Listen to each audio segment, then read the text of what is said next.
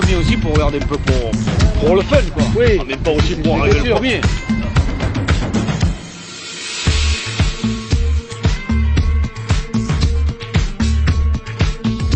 On se trouve dans la dernière ville aux confins du désert, Ouadane. Qui est située sur la carte. Vous avez Attar, Chinguetti, Ouadane, et après c'est la frontière de l'Algérie.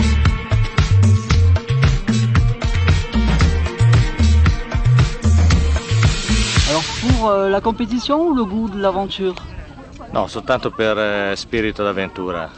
Per la competizione no, non ho...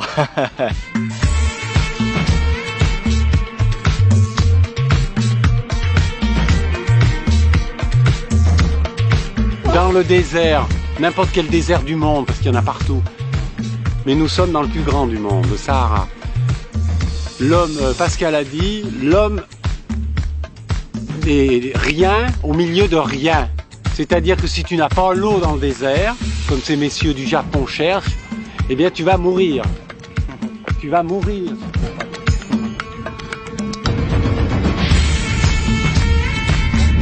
La course fait 323 km. Elle était prévue à 310.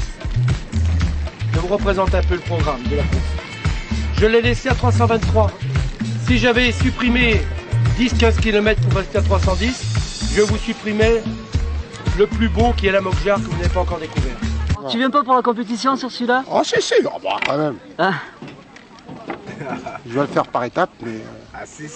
Je vais essayer de faire par étapes, mais si je suis bien, je le ferai d'un seul coup, mais ça m'étonnerait. Ah, par étapes, par étapes. D'accord. Il faut pas trop manger quand même.